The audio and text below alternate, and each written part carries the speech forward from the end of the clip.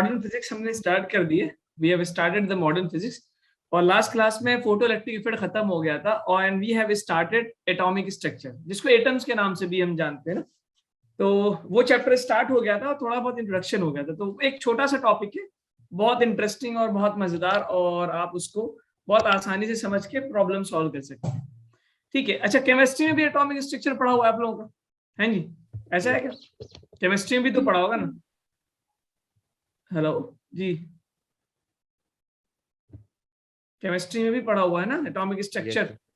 Yes sir. एक minute, मुझे लग रहा है मेरा वॉल्यूम सर रिजल्ट आ गया सर प्लस 2 का फर्स्ट टर्म का एचवी बोर्ड। अच्छा, एक मिनट, अच्छा सॉरी, मेरा वॉल्यूम स्लो था इसलिए आवाज नहीं आ रही थी। ओके ठीक है, लेट मी इंक्रीज। ठीक है, एक मिनट। हाँ, क्या कह रहे हैं आप लोग? यस सर, रिजल्ट आ गया सर। अच्छा, ओ ग्रेट। आपके बोर्ड का? Yes sir. कैसा रहा आप लोगों का रिजल्ट? कब आ जाए? सर 72.5%। ओह माशाल्लाह, ग्रेट। लेकिन you need to improve more. ठीक है, थोड़ा सा इसको ऊपर ले आओ और आप कंपटीशन में भी फिजिक्स और केमिस्ट्री में ही कम आए। अच्छा, एक तो में आपके 26 है, एक में 28 है। ओहो, तो आपके पास 4 ही तो सब्जेक्ट होते हैं, पीसीएम और एक पीसीएम है, एक जेई की क्लास है और प्लस एक इंग्लिश की क्लास होगी या फिर कोई और रीजनल सब्जेक्ट होगा। तो 26 नंबर तो बहुत कम होते हैं। मतलब although we have miles to go but you have to work on sir that। पता नहीं सर, चेकिंग बड़ी अजीब की है इन्होंने, लगता है मेरे को। यस सर, की हुई है। तो आप लोग का तो ऑब्जेक्टिव का सब्जेक्टिव पेपर हुआ था क्या? सर मैं बताता हूँ सर हमने जीएसएस दमादरी 19 से है ना सर। टोटल 35 स्टूडेंट्स है साइंस में, नॉन मेडिकल प्लस मेडिकल। अच्छा, हाँ ओके। सेकंड के 3 बच्चे पास है सारे सब्जेक्ट। अच्छा, बाकी सर मुझे एक फेल 2 फेल सर। सर हिसाब लगा लो कैसे हुए। बल्कि ये तो उल्टा हो गया, सबको लग रहा था कि लॉकडाउन में तो सभी पास हो जाएंगे, आपके यहाँ तो उल्टा हो रहा है।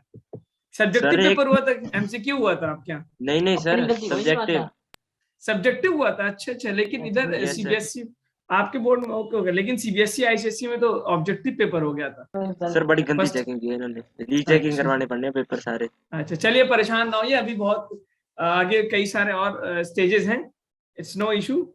हाँ, ये देखिए, एक चीज ये होना, जब भी आपके पास कोई रिजल्ट सामने है, if it is a good you should be thankful and you should think that मुझे इससे ऊपर करना। इफ किसी वजह से वो उतना गुड नहीं हो पाया जितना आप एक्सपेक्ट करते हैं, जितना आप सोचते हैं, जिस रेशियो में आपने एफर्ट दिया था, तो अब ये सोचना है जो गलतियां हो गई ना उसको ओवरकम करके आगे जाना। यही 2 चीजें होनी चाहिए आफ्टर एनी रिजल्ट।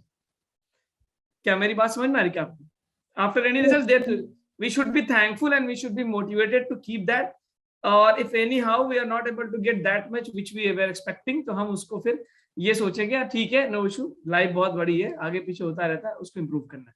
ठीक है, चलिए क्लास स्टार्ट करते हैं। Okay, are you ready for that? Yes sir. ठीक है, yes, तो एटम्स चैप्टर पढ़ेंगे, बहुत इंटरेस्टिंग है, बड़ा मजा आने वाला। बचपन से आप लोग ने 6th क्लास या 7th क्लास में पहली बार एटम का इंट्रोडक्शन हुआ था ना, बड़ा मजा आता। एटम होता है, उसको तोड़ा जाता है, फिर उसके बाद आपने फर्स्ट टाइम इलेक्ट्रॉन प्रोटॉन, और फिर वो चीजें चली आ रही। अच्छा, केमिस्ट्री में जो एटॉमिक स्ट्रक्चर पढ़ते हैं उसका नाम है एटॉमिक स्ट्रक्चर, यानी आप ये स्टडी करते हैं कि जो एटम का स्ट्रक्चर उसकी डिटेलिंग पढ़ते हैं आप। फिजिक्स में आप जो है एटॉमिक स्ट्रक्चर की डिटेलिंग नहीं पढ़ते, आप ये पढ़ते हैं कि जो फिनोमेना हमें अचीव होता है ना, फिजिकल फिनोमेना, वो किस तरह से एटम के स्ट्रक्चर से रिलेटेड है। आप मेरी डिफरेंस समझ पाएगा केमिस्ट्री के एटॉमिक स्ट्रक्चर और फिजिक्स के एटॉमिक स्ट्रक्चर में?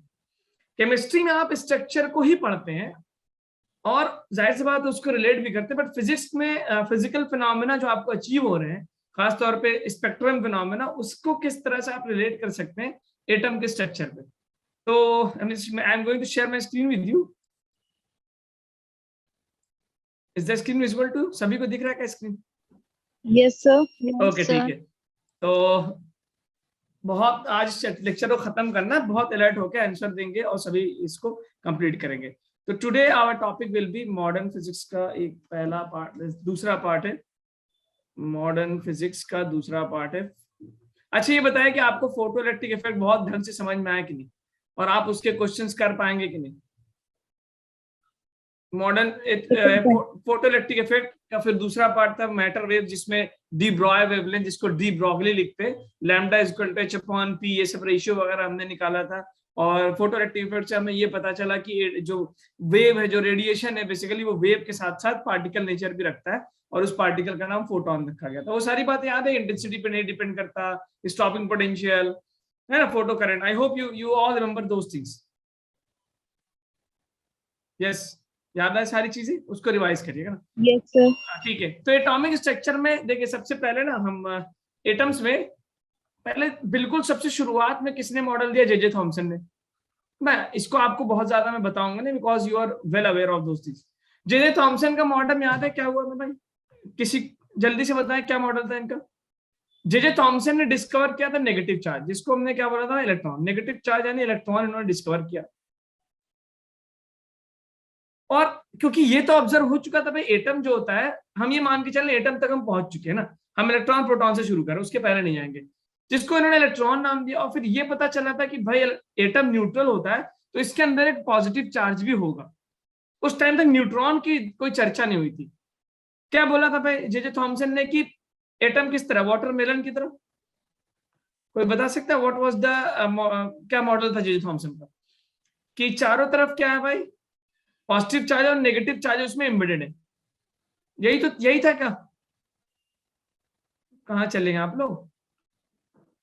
Yes, sir. Yes, sir. ठीक है, हाँ ठीक है, यही जे थॉमसन का मॉडल था। लेकिन बाद में जब इसके बाद ये बहुत वेग सा था, क्योंकि इसमें बहुत सारी चीजें एक्सप्लेन नहीं हो पा रही थी, तो उसके बाद जो दूसरा साइंटिस्ट जिन्होंने एटम के बारे में सबसे रिमार्केबल इंफॉर्मेशन दिया था, वो कौन था? Who was that?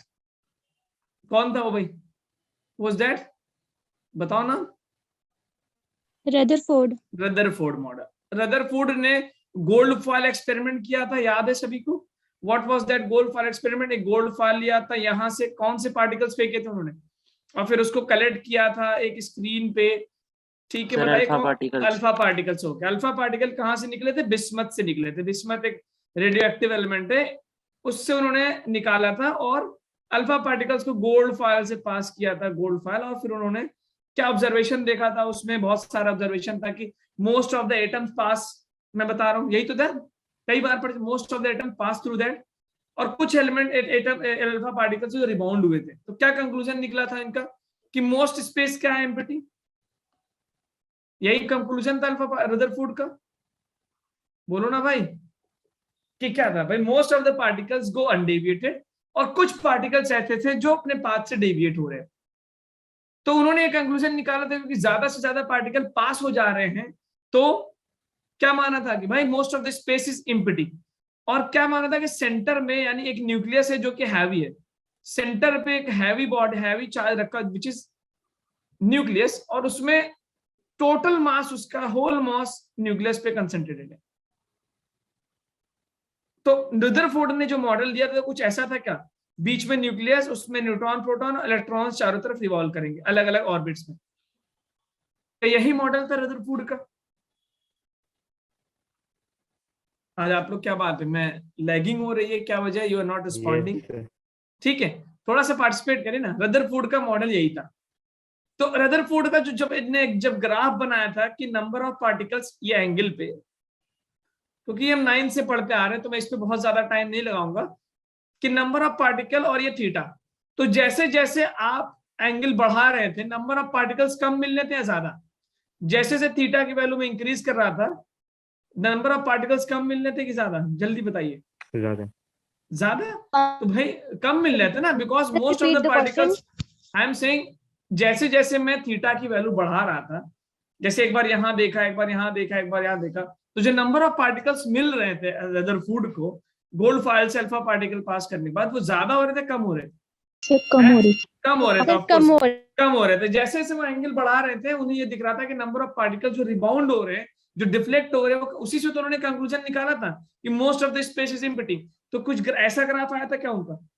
Number of particles versus theta, कि जब थीटा कम था तो नंबर ऑफ पार्टिकल्स मैक्सिमम थे, जब थीटा बढ़ता गया तो it is found that the number of particles which is passing through the point is decreasing, मतलब कि स्पेस बहुत खाली है अंदर। हाँ जी, ऐसे ही कुछ था। Yes sir. ठीक है, अच्छा अब आते हैं जो मेन काम की बात है, रदरफोर्ड के लिमिटेशन क्या थे? जहां से नीड बोर है, रदरफोर्ड का लिमिटेशन क्या था?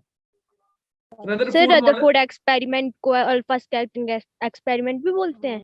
ऑफ कोर्स इसी का नाम तो है alpha alpha alpha particle scattering या गोल्ड फॉयल स्कैटरिंग एक्सपेरिमेंट, क्योंकि इन्होंने अल्फा पार्टिकल यूज किया था और गोल्ड फॉयल, तो इसी को तो हम बोलते हैं अल्फा पार्टिकल स्कैटरिंग एक्सपेरिमेंट या फिर गोल्ड फॉयल एक्सपेरिमेंट, कुछ भी कह सकते हैं आप। Okay sir. ठीक है, वो डिफरेंट नेम्स जाने। इसमें देखिए इन्होंने जो मॉडल दिया था एटम का, वो मॉडल ये था जो कि बहुत हद तक सक्सेसफुल था उस जमाने के एतबार से, कि बीच में एक हैवी बॉडी, हैवी न्यूक्लियस है जिसमें न्यूट्रॉन और प्रोटॉन है, और उसको चारों तरफ इलेक्ट्रॉन से रिवॉल्व कर रहे हैं अलग अलग ऑर्बिट्स में। इसका नाम क्या दिया था, फिर इसमें K shell, N shell, N shell, अलग अलग नाम दिया गया था। 2 इलेक्ट्रॉन, ऑक्टेट रूल, ये सारी बातें याद है क्या आपको? ऑक्टेट रूल होता है, 8 इलेक्ट्रॉन्स, ये सारी चीजें। ठीक है, और इसको प्लेनेटरी मॉडल भी बोला गया, प्लेनेटरी मॉडल, क्योंकि जैसे प्लैनेट सन के अराउंड रिवॉल्व करते हैं उसी तरह इलेक्ट्रॉन्स न्यूक्लियस के अराउंड रिवॉल्व करते हैं। और सेंट्रीपिटल फोर्स कौन प्रोवाइड करता है इसमें? प्रोटॉन और इलेक्ट्रॉन के बीच का अट्रैक्शन। ठीक है, जैसे मैं कहूं कि अगर प्लैनेट्स रिवॉल्व कर रहे हैं तो रिवॉल्यूशन होने के लिए सेंट्रीपिटल फोर्स की रिक्वायरमेंट होती है ना, वो कौन प्रोवाइड करता है? Who provides that? Gravitational force, gravitational force between the sun and the planets. Yes, is it?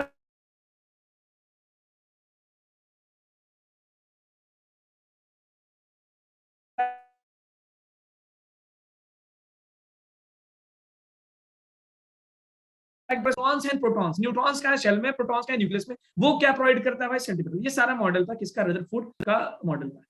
ठीक है, इनकी लिमिटेशन, कमियां क्या थी, जो बहुत बड़ी बड़ी कमी थी, वो क्या थी? सबसे पहली कमी बता सकते हैं? एनीवन प्लीज, जल्दी बताओ भाई। मैक्सवेल इलेक्ट्रोमैग्नेटिक थ्योरी वॉयलेट कर गया। ये बताइए क्या था मैक्सवेल की इलेक्ट्रोमैग्नेटिक थ्योरी? आप थोड़ा सा हाँ ना बोलते हैं ताकि मुझे पता चले कि आप तक पहुंच रही बात। ठीक है, तो मैक्सवेल की इलेक्ट्रोमैग्नेटिक थ्योरी क्या कहती थी? What is the Maxwell's electromagnetic theory? ये क्या बोलता है कि जब भी कोई चार्ज एक्सेलरेट होगा, चार्ज क्या होगा? एक्सेलरेट होगा, तो क्या करेगा? इमिट करेगा, इमिट इलेक्ट्रोमैग्नेटिक रेडिएशन को इमिट करेगा, यानी अपनी एनर्जी को लूज करेगा। ठीक है, अब सिंपल बात बताइए कि जब एक इलेक्ट्रॉन रिवॉल्व कर रहा है तो एक्सेलरेट हो रहा है कि नहीं? क्योंकि उसकी वेलोसिटी क्या हो रही है? चेंज।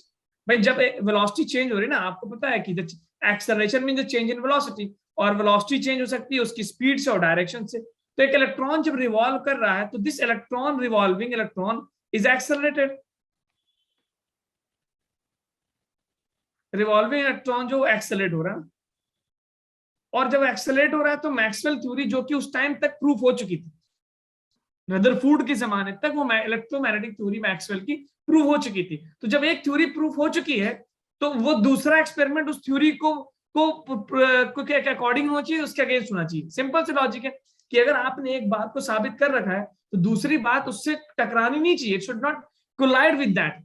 तो उन्होंने कहा यार कि जब इलेक्ट्रॉन, रदरफोर्ड का ये मॉडल है, तो इलेक्ट्रॉन अगर रिवॉल्व कर रहा है, एक्सेलरेट हो रहा है, तो इट मींस इलेक्ट्रॉन भी एनर्जी को इमिट करना चाहिए, इमिट एनर्जी। और जब इलेक्ट्रॉन एनर्जी को इमिट करेगा तो क्या वो अपने ऑर्बिट में रह पाएगा या न्यूक्लियस में गिर जाएगा? बोलिए।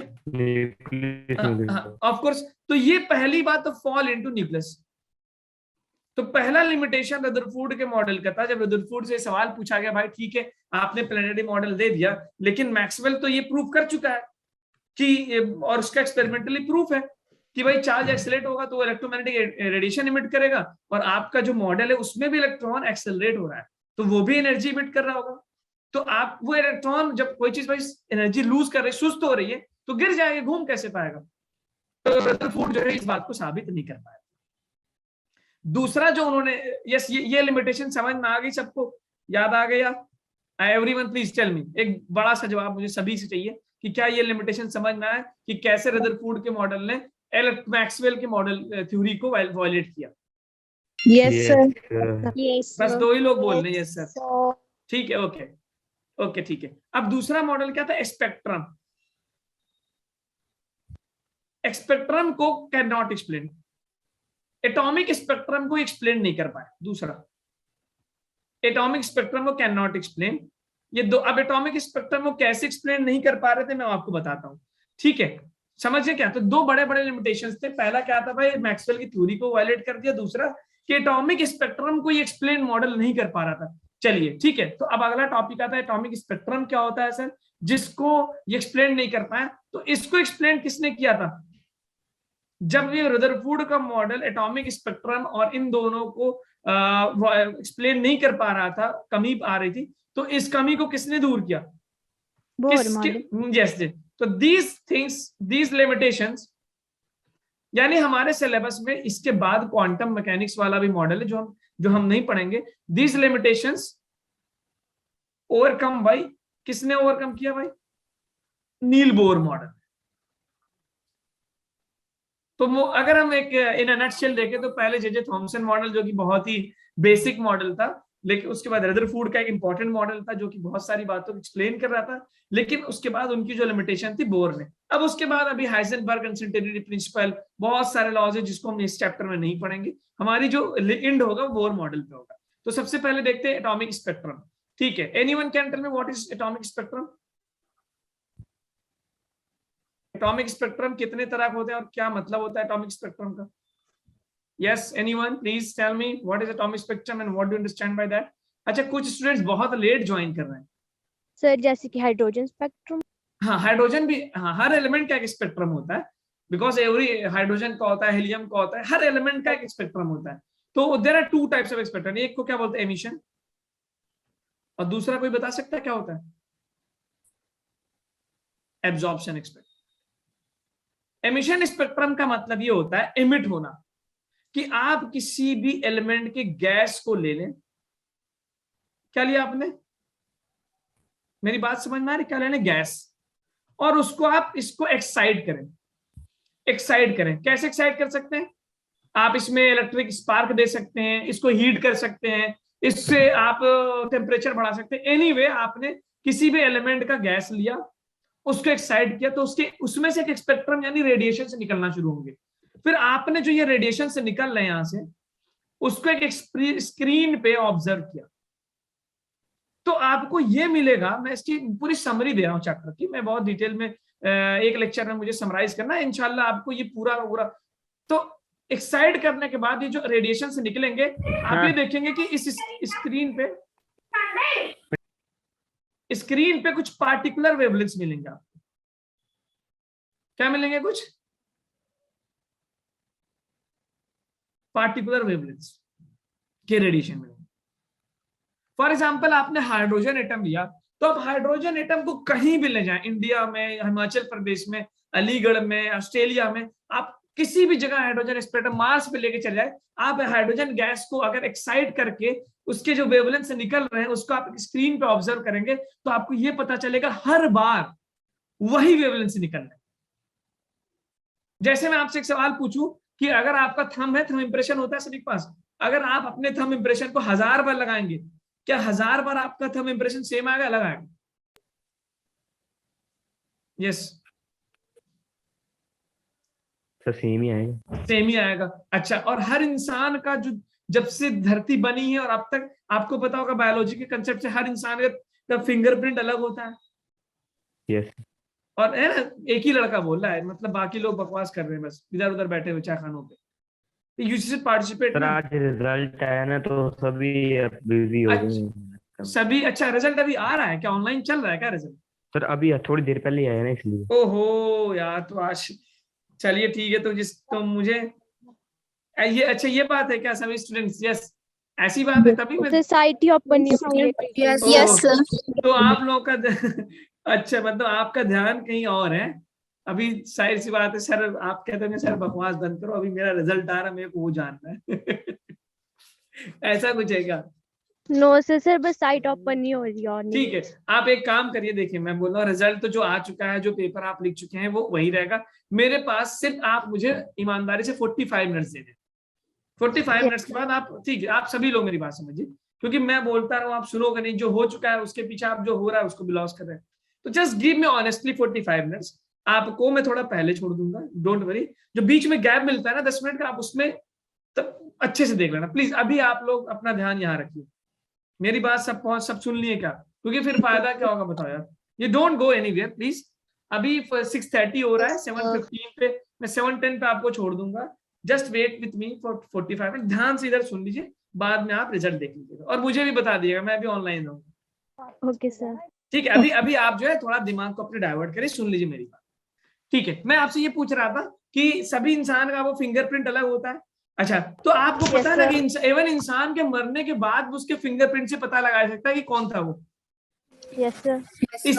इसी तरह अगर हमें ये पता चला कि हर गैस का जो स्पेक्ट्रम होता है, कौन सा, एमिशन स्पेक्ट्रम, वो एक पार्टिकुलर वेवलेंथ देता है और हर गैस का जो पार्टिकुलर वेवलेंथ अलग है, तो क्या मैं इस वेवलेंथ के पैटर्न को स्टडी करके, इस एमिशन के स्पेक्ट्रम को स्टडी करके ये पता लगा सकता हूँ किस कौन से गैस से आ रही है? Yes sir. इसी को बोलते हैं फिंगर प्रिंटिंग ऑफ गैसेस, इसी को बोलते हैं फिंगर प्रिंटिंग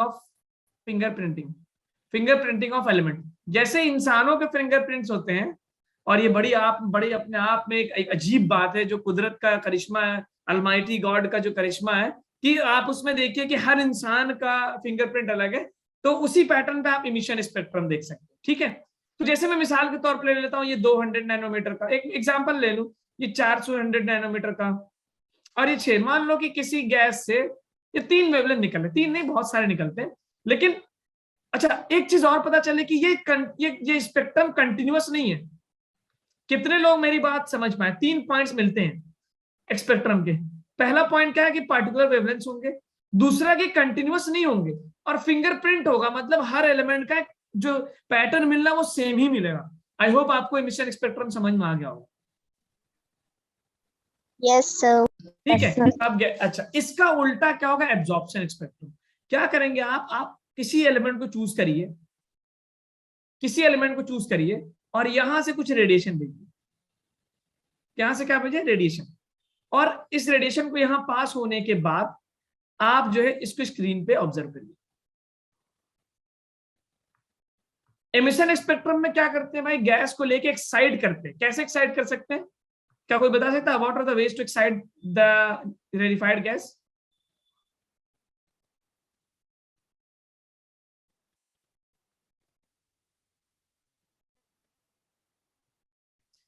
ठीक है, तो what are the ways to excite the gas? क्या क्या वेज हैं? हम उसको हीट कर सकते हैं, उसको हम इलेक्ट्रिसिटी स्पार्क दे सकते हैं, बहुत सारे वेज एक्साइट करना है।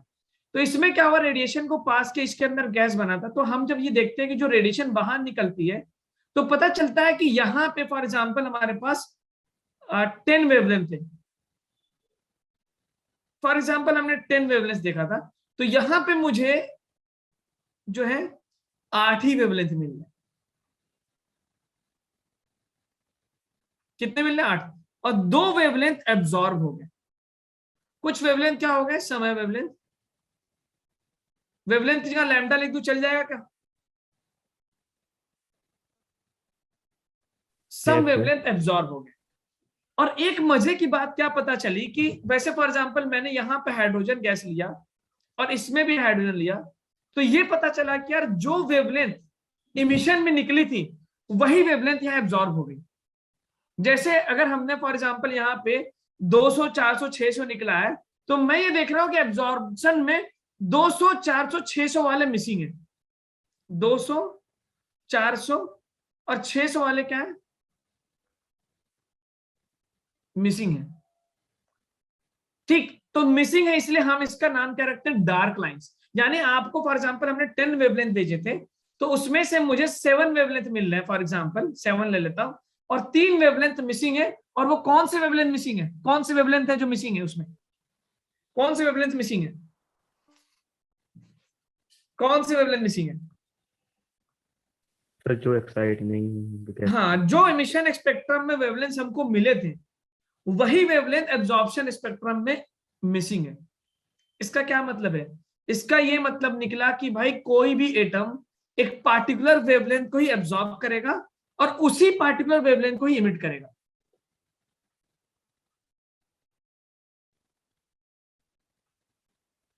ठीक है, क्या मेरी बात समझ? तो अगर हम ये बात बोले कि अगर इस एमिशन स्पेक्ट्रम में जो वेवलेंथ की ब्राइट लाइंस मिल गई, ब्राइट लाइंस का मतलब है कि जहां पे वेवलेंथ मिल रही है, क्या वही वेवलेंथ एब्जॉर्प्शन स्पेक्ट्रम में एब्सेंट रहेंगी? Yes, the sir. Wavelength which is obtained इन लेकिन एलिमेंट सेम होना चाहिए, हाइड्रोजन हाइड्रोजन हो, हीलियम हीलियम हो। तो हमें एमिशन स्पेक्ट्रम में क्या मिलती है? ब्राइट लाइंस, यानी कि कुछ वेवलेंथ्स मिलती हैं। और एब्जॉर्प्शन स्पेक्ट्रम में क्या मिलता है भाई? Yes, what type of lines we get? What type of lines we get? जल्दी बताएं, कैसी लाइंस मुझे मिलती हैं एब्जॉर्प्शन स्पेक्ट्रम में? Dark line. डार्क लाइंस का मतलब क्या है कि सम वेवलेंथ्स क्या होंगे? एब्सेंट होंगे, सम लैम्डा एब्सेंट। वो क्या हो चुका है? एब्जॉर्ब हो गया भाई। जब जाहिर सी बात है एब्जॉर्ब हो गया तो स्क्रीन पे वहां पे एक काला काला सा बन जाएगा, डार्क डार्क सा बन जाएगा, दिखाई देना बंद हो जाएगा, क्योंकि 200 400 600 एब्जॉर्ब हो चुके हैं। तो आई होप आपको ये समझ में आ गया होगा कि what is the meaning of absorption spectrum and what is the meaning of emission spectrum. Yes. सभी को समझ में आया क्या? तो मैं समराइज करता हूँ, एमिशन स्पेक्ट्रम और एब्जॉर्प्शन स्पेक्ट्रम में क्या होता है। हम किसी भी गैस के सैंपल को लेते हैं, उसको एक्साइट करते हैं। एक्साइटेशन के कई मोड्स हो सकते हैं, हीटिंग हो सकता है, इलेक्ट्रिक स्पार्क हो सकता है। फिर उसको हम किसी स्क्रीन से पास करते तो हमें दिखता है कुछ पार्टिकुलर पैटर्न मिलता है वेवलेंथ का, और वो कंटिन्यूअस नहीं है, और वो हर बार सेम ही मिलता है, मुझे हर बार वही वेवलेंथ मिलते हैं। तो और उसको हमने ब्राइट लाइंस नाम दे दिया, और उसको फिंगरप्रिंटिंग ऑफ द एलिमेंट कहते हैं। क्यों? क्योंकि अगर हाइड्रोजन है तो हमेशा वही वेवलेंथ देगा, ठीक है। इसी अगर हमने उसी सेम एलिमेंट को एक गैस में किसी चैम्बर में रखा और वहां से बहुत सारे वेवलेंथ पास किया, तो हमने जब उसको स्क्रीन पे ऑब्जर्व किया तो मुझे ये पता चला कि उस स्क्रीन पे कुछ वेवलेंथ मिसिंग है, और ये वही वाले वेवलेंथ है जो हमको एमिशन स्पेक्ट्रम में मिले थे। यानी गैस सेम एलिमेंट को इमिट करता है, सेम वेवलेंथ को इमिट करेगा और वही सेम वेवलेंथ को एब्जॉर्ब करेगा, ठीक है। तो जहां पे मुझे ब्राइट लाइन मिलेगी एमिशन स्पेक्ट्रम में, उसी जगह पे डार्क लाइन मिलेगी एब्जॉर्प्शन स्पेक्ट्रम में। क्या ये लाइन सही है? क्या ये बात मेरी समझ में आई क्या? कि जहां पे जिस वेवलेंथ पे मुझे ब्राइट लाइंस मिली थी एमिशन स्पेक्ट्रम में, उसी जगह पे सेम उसी लोकेशन पे उसी वेवलेंथ पे मुझे डार्क लाइन मिल जाएगी। कब?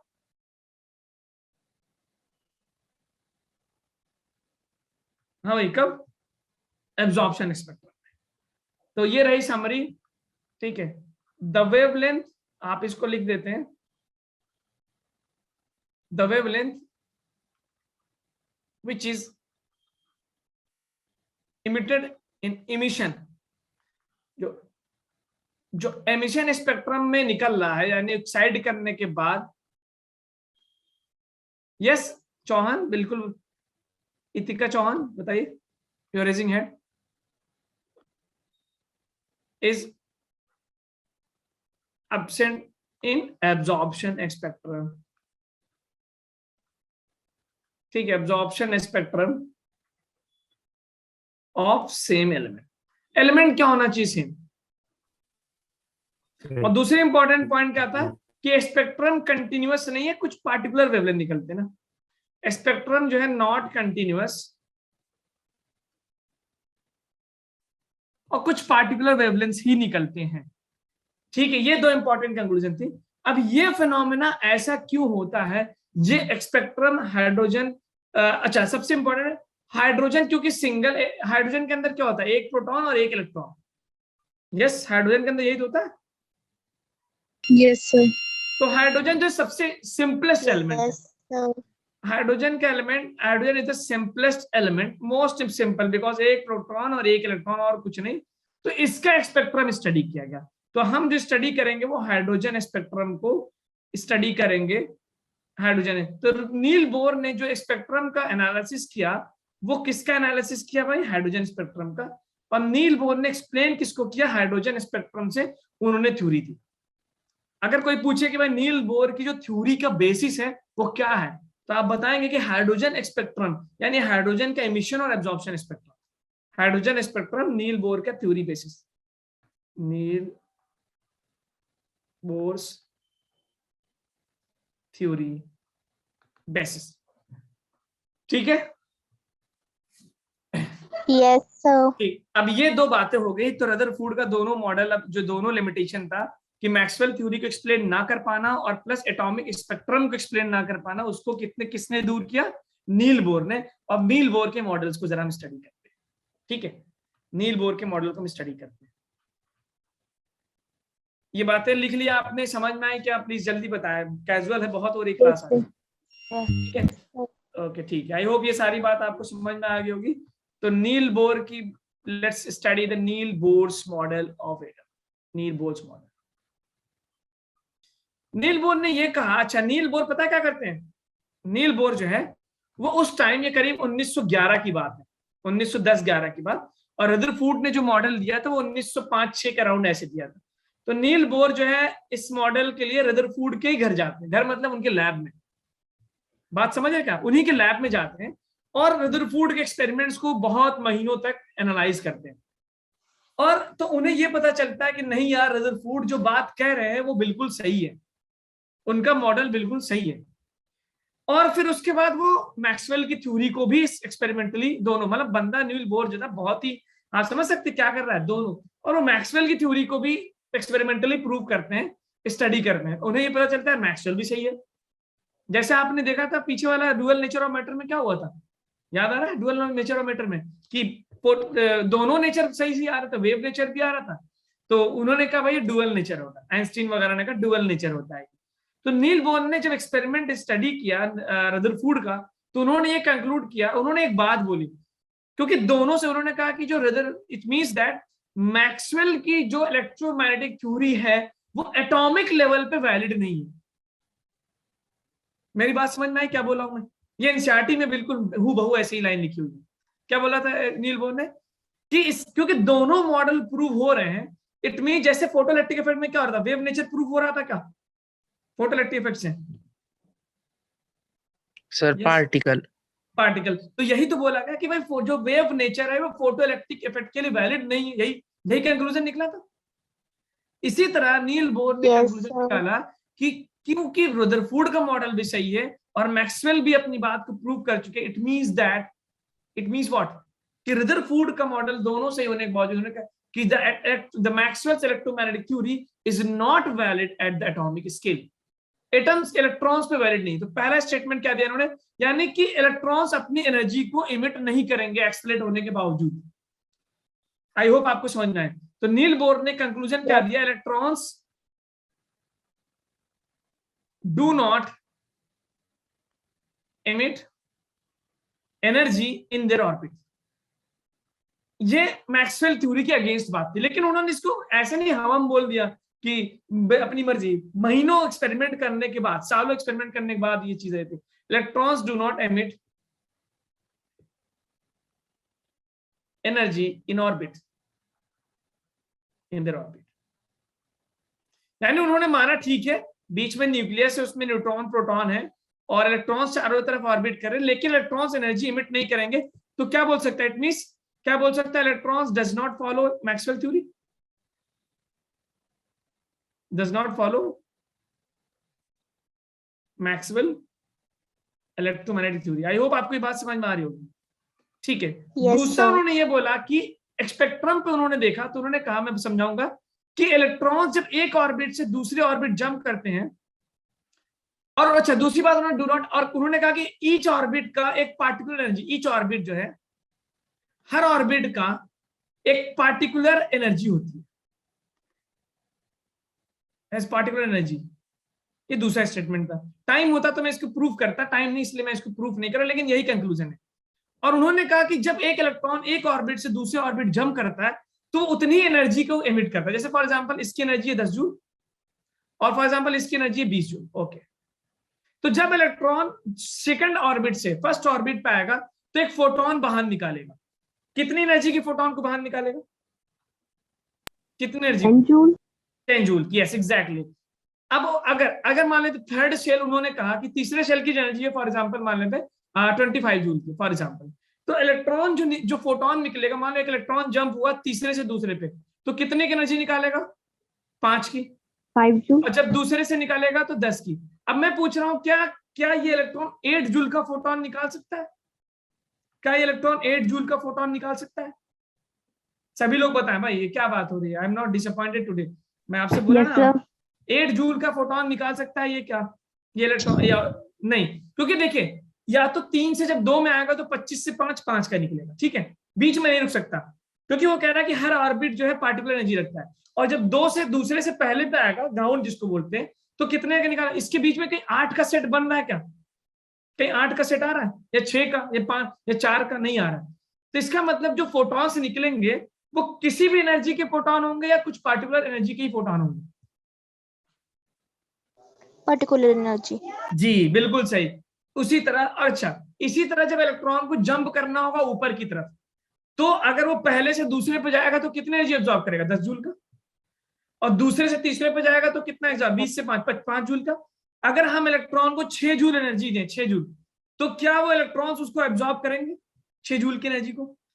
क्योंकि 6 जूल का कोई मतलब ही नहीं बनता, क्योंकि या तो 10 से वो 20 पे जाएगा या 20 से 25 पे जाएगा। अगर आप 6, 7, 5 तो ले लेगा, 4 देंगे तो it will not be absorb. तो अब ये बताइए कि जब वो एलिमेंट जो है एटम जब रेडिएशन एब्जॉर्ब करेगा तो कुछ पार्टिकुलर रेडिएशन एब्जॉर्ब करेगा या कुछ भी एब्जॉर्ब कर लेगा? कुछ पार्टिकुलर रेडिएशन। ओके, तो अब अच्छा ये बताइए कि क्या जब जो एनर्जी वो इमिट किया है 10 और 5, क्या एब्जॉर्ब भी उतना ही कर पाएगा 10 और 5 का? बताइए। ठीक है, तो अब आपको समझ में आ रहा है कि जो एमिशन स्पेक्ट्रम में हमें कुछ पार्टिकुलर वेवलेंथ्स मिले थे, वो कब मिले थे? जब इलेक्ट्रॉन्स अपने हाई ऑर्बिट से लो ऑर्बिट पे आए थे। जब इलेक्ट्रॉन्स कहाँ आए थे भाई? कहाँ से कहाँ आए थे? कहाँ से कहाँ? हाई से लो। हाँ, तो कुछ पार्टिकुलर वेवलेंथ्स वो निकाल दे। यहाँ पे मैं 2 वेवलेंथ मान सकता हूँ, 10 और 5 का। ओके ठीक है। अच्छा एक और पॉसिबिलिटी है क्या? एक और पॉसिबिलिटी है क्या? वो सीधा तीसरे से पहले पा जाए तो कितने का निकालेगा? 15 का। तीन वेवलेंथ मुझे मिलेंगे, 3 वेवलेंथ मिलेंगे ना, एक 10 का, एक 5 का और 15 का। हम मान ले कि हम आपको समझाने के लिए मान के चल रहे हैं कि उसमें 3 ही ऑर्बिट है। ओके ठीक है, मेरी बात समझ में आ रही क्या? कितने ऑर्बिट है? 3 ही ऑर्बिट। तो एमिशन स्पेक्ट्रम जब होगा इसका, तो एमिशन स्पेक्ट्रम में क्या होगा? इलेक्ट्रॉन्स हाई ऑर्बिट से किधर आएंगे? लो ऑर्बिट। तो कितने वेवलेंथ्स मिल सकते हैं आपको maximum? How many wavelengths maximum? कितने वेवलेंथ मिल सकते हैं फोटॉन के? कितने? सभी लोग बताएं। Everyone please respond. How many wavelengths you will observe जब ये एमिट करेगा, यानी जब ये जब एमिशन देगा, जब इलेक्ट्रॉन्स नीचे उतरेंगे, कितने कितने कितने वेवलेंथ निकल सकते हैं फोटॉन्स? एक 10 का निकलेगा, एक 15 का निकल सकता है और एक 5 का। 3 ही तो निकल सकते हैं। यस बताओ। ठीक है। अच्छा बिल्कुल से हमेशा। अच्छा इस एलिमेंट को मैं कहीं भी ले जाऊं, एलिमेंट का स्ट्रक्चर तो यही है, तो क्या मुझे हर बार यही 3 एलिमेंट, तीन फोटॉन्स मिलेंगे? इसको बोलेंगे एमिशन स्पेक्ट्रम। इसी तरह जब मैं इसको एक्साइट करूंगा तो ये एब्जॉर्ब कितने कर सकते हैं? या तो 10 का एब्जॉर्ब करेगा, पहले से दूसरे पे चलाएगा, या तो 5 का एब्जॉर्ब करके दूसरे से तीसरे पे चलाएगा, या 15 का एब्जॉर्ब करके पहले से तीसरे पे चला जाएगा। तो इट विल एब्जॉर्ब, तो जो रेडिएशन इसने एब्जॉर्ब किया वही रेडिएशन इमिट करेगा। ठीक है, ये रहा नील बोर का मॉडल कि इलेक्ट्रॉन्स जो है एमिशन में क्या होगा? एमिशन में क्या हायर ऑर्बिट से हायर टू लोअर जंप करते हैं, और जब एब्जॉर्प्शन होता है तो क्या करते हैं भाई? जल्दी बताइए, एब्जॉर्प्शन में क्या होता है? लोअर से हायर। अच्छा, और वही वेवलेंथ, वही फोटोन होगा जो एमिशन में हुआ था, सेम वही फोटोन, लोअर टू हायर। ठीक है। फोर्थ उन्होंने ये बोला था कि अब अगला सवाल ये होता है, ठीक है सर एनर्जी उन्होंने डिफाइन कर दी, उन्होंने ये बता दिया कि जंपिंग में एनर्जी रेडिएशन स्पेक्ट्रम उन्होंने एक्सप्लेन कर दिया, लेकिन सर ये बताए कितने ऑर्बिट्स पॉसिबल हैं? कौन कौन सा? तो उन्होंने बोला कि ऐसा नहीं कि कोई भी ऑर्बिट, वो प्रूफ किया है उन्होंने आगे, जो प्रूफ मैं स्किप कर रहा हूं, कि उन्होंने कहा कि only those orbits are possible, only those orbits, सिर्फ वो ऑर्बिट्स पॉसिबल हैं दोज और। अच्छा हायर टू लोअर, इसमें डेल्टा ई जो is equal to h mu होगा, जिसको हम HC/λ लैम्डा। उन्होंने कहा कि जब इलेक्ट्रॉन ऊपर नीचे जंप करता है तो एनर्जी का लॉस या गेन होता है, और वही लॉस या गेन फोटोन के फॉर्म में इमिट होता है या एब्जॉर्ब होता है, जिसको हम निकाल सकते हैं। Yes am I audible? क्या स्क्रीन मेरी ब्लैक हो गई? Yes sir. Yes, sir. just wait a minute, my screen is just black, पता नहीं क्यों ब्लैक हो गई स्क्रीन।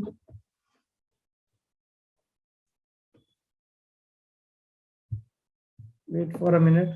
आपको स्क्रीन दिख रहा है क्या मेरा? Yes sir.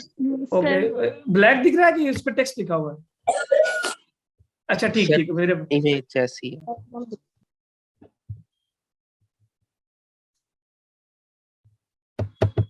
क्या हो गया इसमें? मुझे तो ब्लैक दिखने लगा, क्या हो गया? What happened?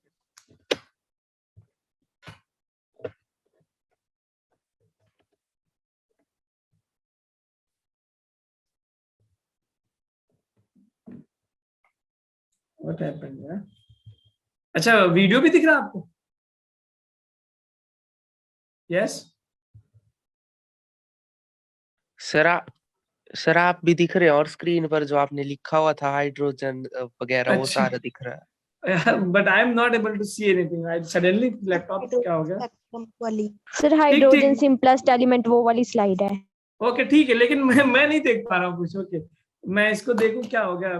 My screen is completely black. क्या हो गया इसको? सर First दोबारा time- करो नहीं तो स्क्रीन शेयर। हाँ नहीं, मैं मुझे कुछ दिख ही नहीं रहा ना। I am not able to see anything. मैं ब्लैक हो गई पूरी स्क्रीन।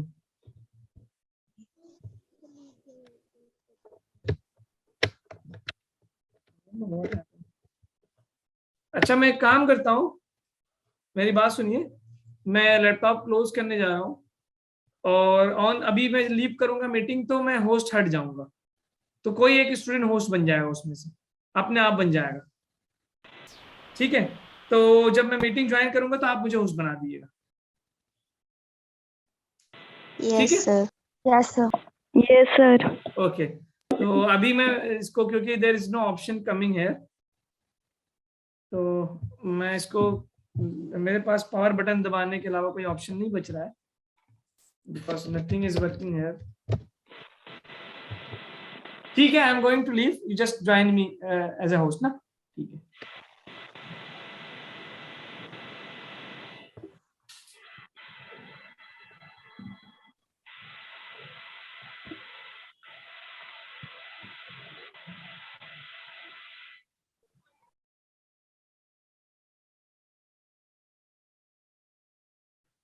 अच्छा, अब आ गई स्क्रीन। ठीक है ठीक है, okay okay, thanks thanks thanks, दिखने लगा। ओके, आपको भी दिखाई दे रहा है क्या screen? Yes sir. Okay, Yes. Thanks thanks, मुझे बंद नहीं करना पड़ा, अल्हम्दुलिल्लाह। ठीक है, तो हम किस बात पर डिस्कशन कर रहे थे कि अच्छा, ये ऑर्बिट ये एटम हर ऑर्बिट में ले सकता है। Only those orbits are possible जिनका एंगुलर मोमेंटम NH/2 के बराबर होगा। ओनली दोज ऑर्बिट्स हुज, आपको पता होगा ना एंगुलर मोमेंटम, समझते हैं? जब कोई ऑर्बिट सर्कुलर मोशन में होती है तो उसके पास एक एंगुलर मोमेंटम होता है, Yes, sir. और उसका फॉर्मूला mvr होता है। एंगुलर मोमेंटम का फॉर्मूला mvr होता है, mass into velocity into radius. ये एंगुलर मोमेंटम का सर्कुलर मोशन में ना, सर्कुलर मोशन में। तो उन्होंने कहा कि सिर्फ वही ऑर्बिट्स पॉसिबल है जिसमें इलेक्ट्रॉन का angular momentum, only those orbits whose angular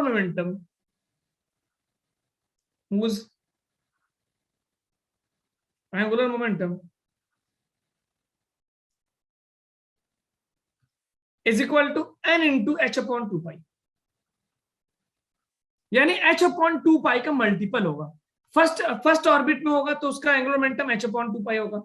दूसरे ऑर्बिट का दूसरा ऑर्बिट वो होगा जिसका एंगुलर मोमेंटम 2h/2 होगा। इसको बोला गया क्वांटाइजेशन ऑफ एंगुलर मोमेंटम। क्या बोला गया भाई? कि ऐसा नहीं है कि हर रेडियस पॉसिबल नहीं है, सिर्फ वही रेडियस पॉसिबल है, सिर्फ वही ऑर्बिट पॉसिबल है जिसमें इलेक्ट्रॉन्स का एंगुलर मोमेंटम h/2 का मल्टीपल हो। Quantization of angular momentum, quantization of angular, इसको भी बाद में प्रूव किया गया। तो आई होप ये सारी बातें नील बोर मॉडल की आपको समझ में आ रही है। पहला ये था कि हर इलेक्ट्रॉन जो है मैक्सवेल थ्योरी को फॉलो नहीं करेगा। जब इलेक्ट्रॉन जंप होंगे ऊपर नीचे तो वो एक पार्टिकुलर वेवलेंथ को इमिट करेंगे, और वही वेवलेंथ इमिट करेंगे जो उन्होंने एब्जॉर्ब किया था। और ऐसा, और सिर्फ एक पार्टिकुलर ऑर्बिट ही पॉसिबल है जिसमें एंगुलर मोमेंटम h/2 का मल्टीपल होता है। क्या ये तीनों बातें समझ में आ गई? Yes, sir. ठीक है ठीक है, ये तीन बातें हो गई। अब चलते हैं जरा आगे की तरफ। Let us move on to the, ठीक है, इट मींस ऑर्बिट्स भी पार्टिकुलर होते हैं, ऑर्बिट्स का रेडियस भी पार्टिकुलर होता है, जो वेवलेंथ निकलेगी वो भी पार्टिकुलर होती है, जो रेडियन एब्जॉर्ब होगी वो भी पार्टिकुलर होगी, और एनर्जी भी क्या होगा? पार्टिकुलर होगा। तो एटम जो है वो कंटिन्यूअस मॉडल में है या फिर स्टेप वाइज या डिस्क्रीट मॉडल में?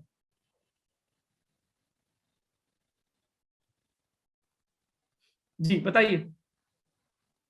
अच्छा, ये देखिए, क्या आपको ये समझ में आ रहा है? एमिशन स्पेक्ट्रम और एब्जॉर्प्शन स्पेक्ट्रम का मॉडल समझ में आ रहा है कुछ? क्या कि इलेक्ट्रॉन ने जंप किया तो एक फोटोन निकला, और वो फोटोन जो है उस पर एक ब्राइट लाइन बना दिया, और जब हमने उसको एब्जॉर्प्शन किया तो फोटोन जो है उतने वही वाला फोटोन एब्जॉर्ब होगा, और स्क्रीन पे क्योंकि वो एब्जॉर्ब हो गया तो बाकी सारे वेवलेंथ तो आएंगे, लेकिन वो वाला वेवलेंथ आपको नहीं दिखाई देगा, इसलिए वो डार्क लाइन बन जाएगा।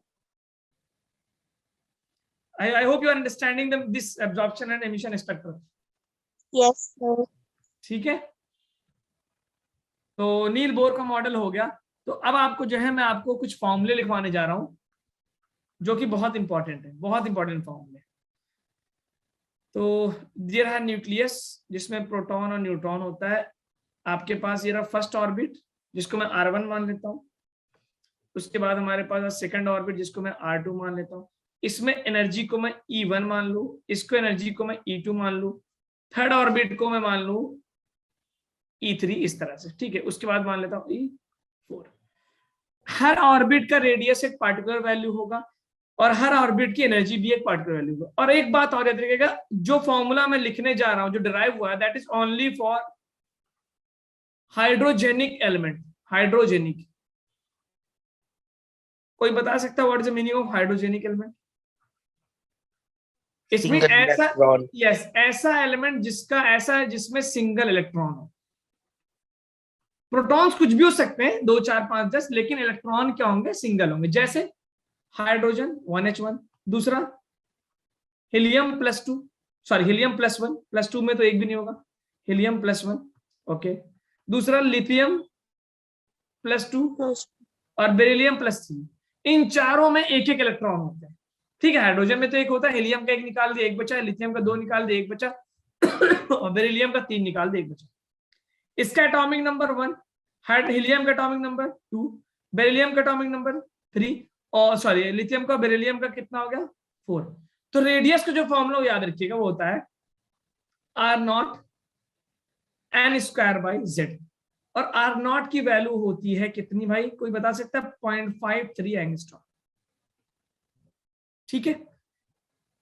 एनर्जी की वैल्यू होती है, मैं जो लिख रहा हूं उसको याद कर लीजिए कि -13.6 Z²/n² इलेक्ट्रॉन वोल्ट।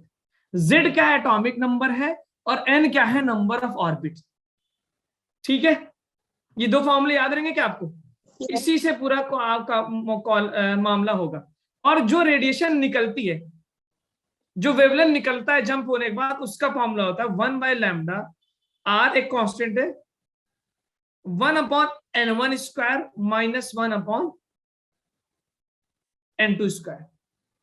n1 का मतलब ये हुआ, सॉरी उल्टा लिख दिया मैंने, n2 और n1 होगा। n2 का मतलब जो फाइनल है, जहां पे इलेक्ट्रॉन जंप किया है, और n1 मतलब जहां से जंप किया। फॉर एग्जांपल हम बोले कि जैसे इलेक्ट्रॉन ये n=4 से जंप किया है, इलेक्ट्रॉन n=2 पे, तो n2 जो होगा 2 होगा, n1 क्या हो गया? 4 होगा। और ये R जो होता है वो होता है रेडबर्ग कांस्टेंट। रेडबर्ग कांस्टेंट ये फॉर्मूले डिराइव किया जाता है, आपको इसके डेरिवेशन से कोई मतलब नहीं, आप इससे कर सकते हैं। रेडबर्ग कांस्टेंट जिसकी वैल्यू होती है 1.09 × 10⁷ पर मीटर। ये वो वेवलेंथ है जो इमिट होगी, स्पेक्ट्रम की वेवलेंथ। अच्छा, यही वेवलेंथ एब्जॉर्ब होगी, स्पेक्ट्रम वेवलेंथ। ये 3 फॉर्मूले आप लिख लीजिए, बहुत इंपॉर्टेंट फॉर्मूले हैं, बहुत ही ज्यादा इंपॉर्टेंट फॉर्मूले। The whole atomic structure will be based on this. लिख लिया क्या? R जो है n क्या है? ऑर्बिटल नंबर, सॉरी ऑर्बिटल, हाँ ऑर्बिट नंबर, पहला दूसरा तीसरा। Z क्या है? Atomic number. अच्छा 13, देखिए यहां पे एक बात समझिएगा कि एनर्जी माइनस होने का क्या मतलब है, नेगेटिव एनर्जी का क्या मतलब है? कोई बता सकता है? नेगेटिव एनर्जी का मतलब क्या होता है? एनर्जी अब्सॉर्ब हुई कि इमिट हुई है? अगर किसी की एनर्जी नेगेटिव आ रही है, उसने एनर्जी को रिलीज किया है, अब्सॉर्ब किया है। बताओ ना भाई, अगले स्लाइड पे बनाता हूं। ये पहले तीनों फॉर्मूले please note down this formulas. क्या हुआ, आपका रिजल्ट आ गया क्या? आप उधर चले गए या आप लोग अभी भी उसी पे लगे हुए? ठीक है, ओके। ये इलेक्ट्रॉन वोल्ट में है, ठीक है। अगर मैं आपसे बात करूं फॉर एग्जांपल हाइड्रोजन की, ये देखिए हाइड्रोजन का, फॉर हाइड्रोजन का एटॉमिक नंबर कितना होता है? 1। तो अगर हम बात करें एनर्जी की, तो एनर्जी का फॉर्मूला क्या, -13.6 Z square upon N square. क्योंकि हाइड्रोजन में Z1 है तो मैंने रख दिया 13.6 इंटू 1 का स्क्वायर अपॉन एन स्क्वायर। तो फर्स्ट ऑर्बिट की एनर्जी कितनी होगी, n इक्वल टू 1 की एनर्जी 13.6 आ गया क्या? देखो भाई, ग्राउंड स्टेट जिसको बोलते हैं, अगर मैं इसी को E1 बोल दूं ना, E इज इक्वल टू, अगर E2 निकालना होगा तो क्या मुझे 13.6 और नीचे 2 का स्क्वायर 4 से डिवाइड कर देंगे, तो 4 से डिवाइड करेंगे तो आपको मिलेगा 3.4 इलेक्ट्रॉन वोल्ट। थर्ड ऑर्बिट की एनर्जी निकालनी होगी तो वो मिलेगा -13.6, Z की जगह 1 और 3 की जगह 3 का स्क्वायर 9, तो डिवाइड करने के बाद कितना मिलेगा 1.51। ये डायग्राम समझ में आ रहा है क्या? Yes, Yes, ठीक sir. है। इसी तरह अब आप ये वैल्यू याद रखिए, बहुत इंपॉर्टेंट हाइड्रोजन का, 13.6, 3.4, 1.5, 0.85, कम से कम 4 तो आपको याद होनी चाहिए ना, बार बार पूछता है 13.6 उसका ग्राउंड। अच्छा, अब आपको हम माने कि ये इलेक्ट्रॉन यहाँ पे एक इलेक्ट्रॉन मौजूद है, इन्फिनिटी पे एनर्जी कितनी होगी, 0, बढ़ते बढ़ते वो कम होते होते माइनस कम होते होते कहाँ पहुंचता है, 0 पे। अगर हम ये चाहते हैं कि इस इलेक्ट्रॉन को जो उसके बिल्कुल ग्राउंड स्टेट में, उसको निकाल के हम बाहर ले जाए इन्फिनिटी पे, तो क्या मुझे 13.6 इलेक्ट्रॉन वोल्ट देना होगा? यस बोलिए। हाँ जी, No. ठीक है। अगर हम ये चाहते हैं कि एक इलेक्ट्रॉन को हाइड्रोजन के n इक्वल टू 1 से n इक्वल टू 2 पे मैं भेज दूं, तो कितनी एनर्जी देनी होगी, जल्दी बताइए मुझे। अगर हम चाहते हैं कि इलेक्ट्रॉन को मैं यहां से यहां जंप करा दूं, तो how much energy I need to give, कितना एनर्जी देना पड़ेगा मुझे। अगर हम चाहते हैं कि एक इलेक्ट्रॉन को जो ग्राउंड स्टेट से मैं सेकंड स्टेट पे लेके चला जाऊं, इसको हम बोलते हैं first state. 10.2 electron volt. 10.2, very good, 10.2 electron. अगर हम ये चाहते हैं कि हम सेकंड ऑर्बिट से थर्ड ऑर्बिट पे ले जाएं, तो कितना एनर्जी देना होगा, हाउ मच?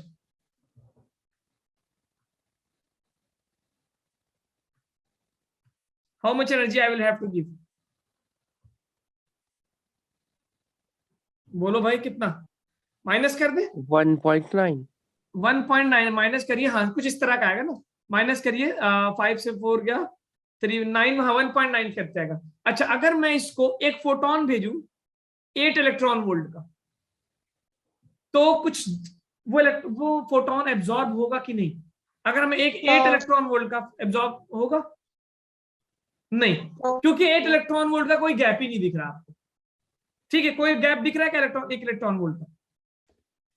तो ये इलेक्ट्रॉन वोल्ट अगर हम एक फोटोन भेजेंगे हाइड्रोजन एटम के ऊपर 8 इलेक्ट्रॉन वोल्ट का, तो वो ऐसे ही बाहर आ जाएगा या फिर एब्जॉर्ब हो जाएगा? बताएं भाई सभी लोग, ऐसे ही बाहर आएगा, एब्जॉर्ब होगा? ऐसी बार आ जाएगी। ऐसे ही बाहर, it will not be absorb. तो इट्स ठीक है।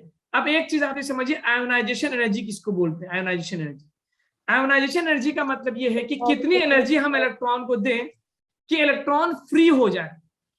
How much energy should be given to electron to free it. Ionization energy का मतलब क्या है, किसी इलेक्ट्रॉन को कितनी एनर्जी दी जाए कि वो फ्री हो जाए। Energy needed to free electron, free electron. ठीक है, एक एग्जांपल के तौर पे लिखते हैं। अगर हम ये मान लें कि हीलियम एटम है ना, हीलियम प्लस में, उसका अगर ग्राउंड स्टेट में है इलेक्ट्रॉन, तो उस इलेक्ट्रॉन की एनर्जी कितनी होगी बता सकते हैं? तो मैं लिख सकता हूं -13.6, Z की वैल्यू कितनी होती है 2, तो 2 का स्क्वायर अपॉन किस स्टेट की बात, 1 स्टेट, 1 का स्क्वायर। जल्दी से मल्टीप्लाई करके बताइए कितना आ रहा है ग्राउंड स्टेट पे। 54.4। 50 माइनस 54.4। अच्छा, अगर मैं चाहता हूं कि इस इलेक्ट्रॉन को ग्राउंड स्टेट से उठा के इन्फिनिटी पे फेंक दूं, इन्फिनिटी पे या फ्री कर दूं, तो कितनी एनर्जी? तो इट मींस क्या मैं बोल सकता हूं इस इलेक्ट्रॉन की जो हीलियम आयन के ग्राउंड स्टेट पे है, इसका आयोनाइजेशन पोटेंशियल या आयोनाइजेशन एनर्जी 54.4 इलेक्ट्रॉन वोल्ट है।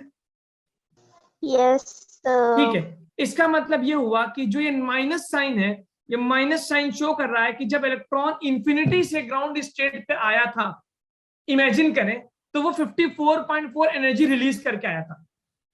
तो जब मुझे वापस उसे ग्राउंड स्टेट से इंफिनिटी पे भेजना है, फ्री करना है, तो क्या मुझे उतनी ही एनर्जी देनी पड़ेगी? Yes, sir. नेगेटिव एनर्जी का मतलब क्या हुआ? नेगेटिव एनर्जी का मतलब हुआ energy released when came to lower energy level, या लोअर स्टेट बोलते हैं, लोअर एनर्जी लेवल या लोअर स्टेट। ठीक है, अच्छा, जितनी ज्यादा वैल्यू होगी माइनस में, चलिए मैं बोलूं कि किस इलेक्ट्रॉन को निकालना मुश्किल है। एक इलेक्ट्रॉन है जिसका एनर्जी है -144 इलेक्ट्रॉन वोल्ट, और एक है जिसका -20 इलेक्ट्रॉन वोल्ट। कौन सा इलेक्ट्रॉन स्ट्रांगली बाउंडेड है? कौन सा इलेक्ट्रॉन स्ट्रांगली बाउंडेड है न्यूक्लियस से? किसकी बाइंडिंग एनर्जी ज्यादा है? बाइंडिंग एनर्जी मतलब जो बाइंडिंग, इसको बोलते हैं किसकी भाई? ऑफ कोर्स ही बात है 144 की स्ट्रॉन्ग बॉन्ड है इसका न्यूक्लियस से। क्यों? क्योंकि इसने 144 इलेक्ट्रॉन वोल्ट एनर्जी रिलीज किया है।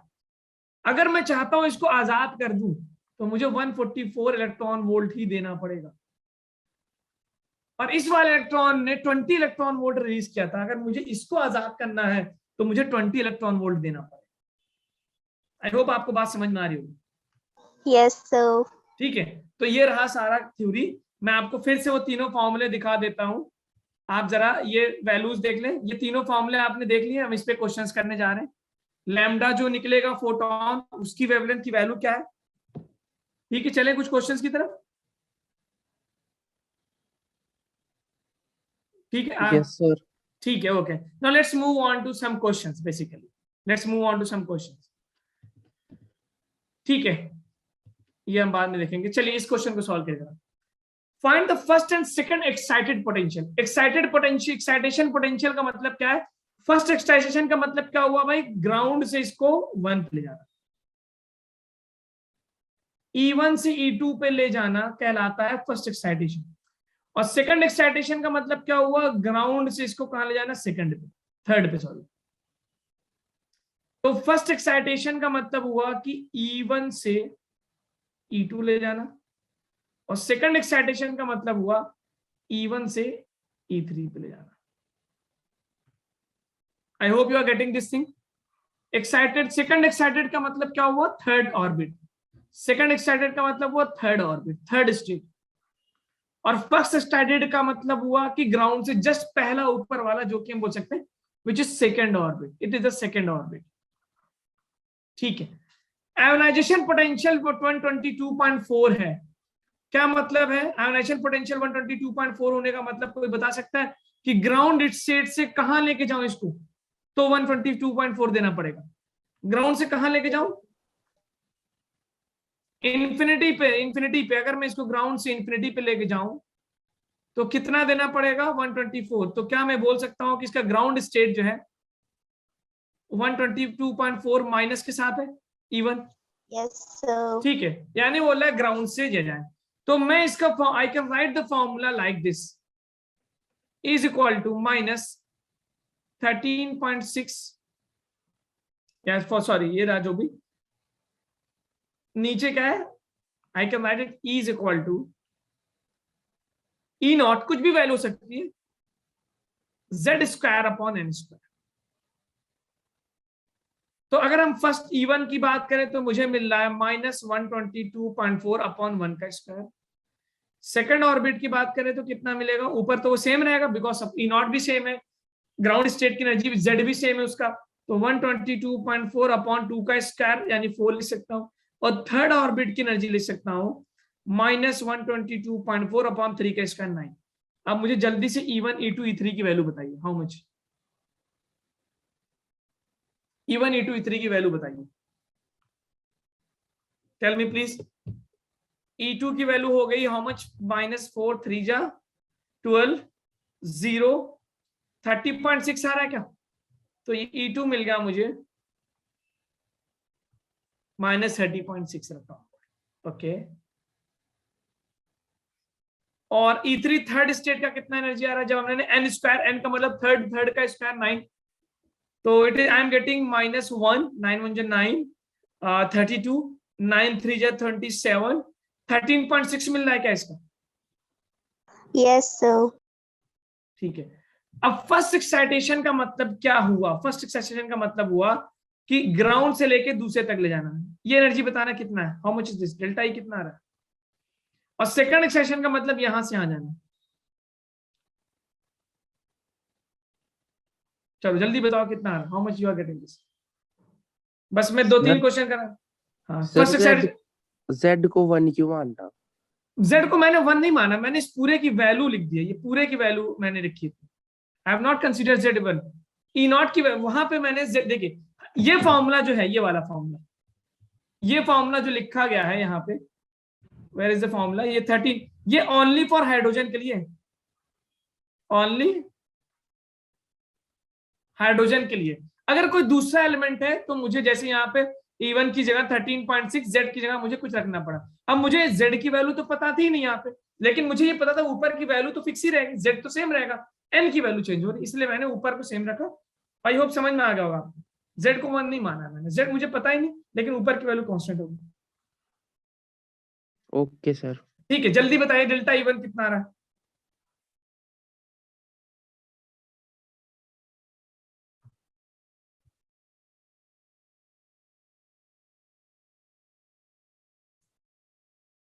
Yes, what is the delta E1?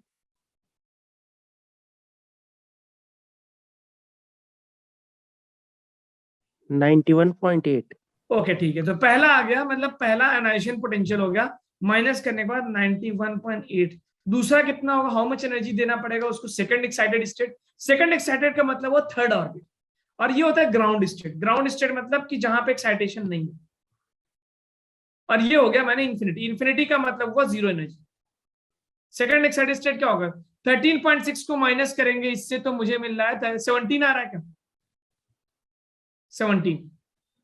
It means पहले के लिए मुझे 91.8 इलेक्ट्रॉन वोल्ट दूंगा तो इलेक्ट्रॉन ग्राउंड से फर्स्ट पे सेकंड पे चला जाएगा, फर्स्ट एक्साइटेड होगा, और दूसरे के लिए मुझे एनर्जी दूंगा 17 इलेक्ट्रॉन वोल्ट तो ग्राउंड से थर्ड पे चला जाएगा। ओके, बस एक और क्वेश्चन करता है, I hope this is clear to all of you. समझ में आया क्या ये बात? ठीक है, अब ये वाला क्वेश्चन देखिए जरा, इसको देखिए, कह रहा फाइंड द एटॉमिक नंबर। हाँ जी बताइए। यस सर, सेकंड में ग्राउंड से सेकंड पर जाने के लिए 17 थोड़ा ना लगेगी, वो तो सेकंड से थर्ड। अच्छा सॉरी, वेरी गुड, थैंक्स, बिल्कुल थैंक्स। मैं तो उसको माइनस, मुझे तो यहाँ से माइनस करना होगा ना, बिल्कुल 122.4 से माइनस करेंगे, वो तो सेकंड, बिल्कुल सही कहा आपने कि वो तो सर सेकंड से थर्ड पे जाने के लिए होगा, ये होगा 108.101.8 होगा ये। Very good, thanks. माइनस नहीं प्लस में होगा, क्योंकि ये तो मुझे देना है। आयोनाइजेशन एनर्जी देखिए, आयोनाइजेशन एनर्जी प्लस में होती है, याद रखिए, नोट कर लीजिए कहीं पे, आयोनाइजेशन एनर्जी प्लस में होती है क्योंकि वो देना पड़ता है मुझे, और बाइंडिंग एनर्जी माइनस में होती है क्योंकि वो रिलीज होती है। हेमंत आप माइनस में आंसर दे रहे हैं, minus is the wrong answer. Ionization energy please note down always positive होती है, कहीं लिख लीजिए सभी लोग जो सुन रहे हैं। आयोनाइजेशन का मतलब देना होता है, ये बाइंडिंग एनर्जी है। देखिए बाइंडिंग एनर्जी माइनस होती है, बाइंडिंग एनर्जी मतलब वो जो एनर्जी रिलीज हुई, और आयोनाइजेशन क्या होता है, बाइंडिंग का उल्टा। Please note down in slide कि आयोनाइजेशन किसमें होगा भाई, आयोनाइजेशन किसमें होगा, प्लस या माइनस? Plus. पॉजिटिव, बिकॉज ये हमको देना पड़ता है, ये हमें क्या करना पड़ता है, सप्लाई करना पड़ता है, एनर्जी देनी पड़ती है। और बाइंडिंग एनर्जी क्या है, जब वो बंधता है, यानी जब वो नीचे आता है बंधने के लिए उससे क्या बोलते हैं, न्यूक्लियस से, तो बाइंडिंग एनर्जी बोलते हैं। तो एनर्जी रिलीज करके आता है, फेंक के आता है अपनी एनर्जी, तभी तो सुस्त होता है। एनर्जी गिरी है तभी तो वो जाके एटम में सुस्त हो गया। जब आप किसी को पैसा वैसा देते हो तो कितना इतराने लगता है वो, है ना, पैसा कमाने के बाद बैठता है क्या चुपचाप? तो you can see the electron as also, बेचारा अपने पैसे खर्च करके आके और चुपचाप बैठ गया। अब आप उसको फिर से कहीं से पैसा दोगे, फिर मार्केट में जाके हंगामा करेगा। तो बाइंडिंग एनर्जी क्या होती है, नेगेटिव होती है। नेगेटिव यानी इसने क्या क्या रिलीज किया है। तो जब potential energy, sorry binding potential पूछेगा, बाइंडिंग एनर्जी तो माइनस के साथ आंसर देंगे, और आयोनाइजेशन पूछेगा तो वही अमाउंट प्लस के साथ होगा। इसका आंसर बताइए, जल्दी बताइए, what is the answer of this? Find the atomic number of an atom when it's ionization potential is 120.4, यानी कि इसको ग्राउंड से उठा के इंफिनिटी पे फेंकने में इतनी एनर्जी देनी पड़ी, तो आयोनाइजेशन एनर्जी क्या होता है, -E0 Z²/n², ठीक है। और E0 की वैल्यू होती है 13.6 Z²/n², और ये वैल्यू है 122.4 के बराबर। n क्या रखेंगे, 1, क्योंकि ग्राउंड स्टेट का दिया तो n की वैल्यू 1 रखेंगे।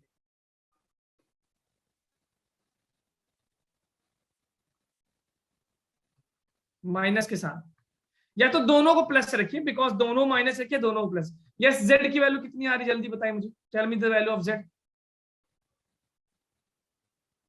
कितना आ रहा z की वैल्यू,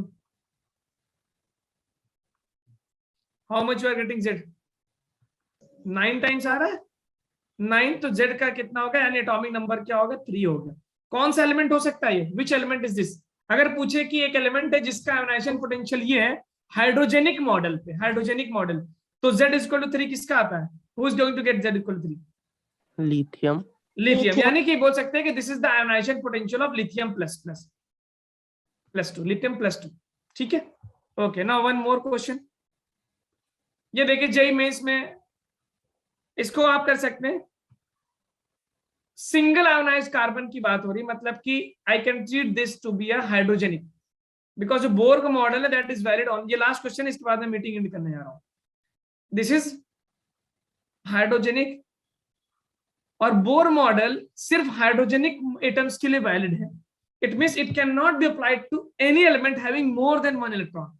एक से ज्यादा इलेक्ट्रॉन के लिए ये मॉडल बोर का वैलिड नहीं होगा। This is valid only for atoms having single electron.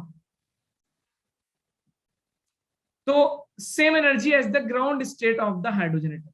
कह रहा है कार्बन को अगर मैं किसी तरह से, फॉर एग्जांपल इमेजिन करिए कि हमने सिंगल आयोनाइज कर दिया, फॉर एग्जांपल इस तरह कर दिया, C+3 कर दिया, या किसी भी तरह से कार्बन एटम हम मान लेते हैं सिंगल इलेक्ट्रॉन के साथ होगा, विच इज नॉट पॉसिबल, ऐसा पॉसिबल नहीं है, लेकिन इमेजिन करते हैं। तो कौन सा एनर्जी ग्राउंड स्टेट के बराबर होगा, तो अगर मैं कार्बन के लिए लिखूं तो -13.6 Z²/n², ये कार्बन का हो गया, और हाइड्रोजन का ग्राउंड स्टेट यानी 1, जो कि होता है -13.6 इलेक्ट्रॉन वोल्ट।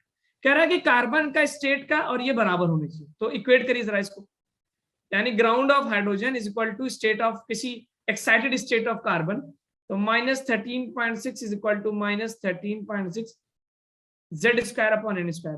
Z 13.6 से 13.6 cancel, I am getting n² is equal to Z²। Carbon का Z कितना होता है, what is the Z of carbon, atomic number carbon का कितना होता है, बोल दो ना भाई, ऑप्शन 2 6, वेरी गुड। तो इट इज कार्बन का एटॉमिक नंबर 6 का स्क्वायर, तो number of excited 6th state में, यानी आप बोल सकते हैं कि कार्बन का 6th स्टेट, अच्छा n इक्वल टू 6 क्या बोलेंगे, 5th एक्साइटेड, 6th एक्साइटेड या 7th एक्साइटेड, क्या बोला जाएगा, 6th वाला कौन सा, मतलब 5th एक्साइटेड स्टेट, यानी कि 5th एक्साइटेड होगा, यानी 1 से 6 पे जाने के लिए 5 5th एक्साइटेशन होगा उसका, 5th एक्साइटेड।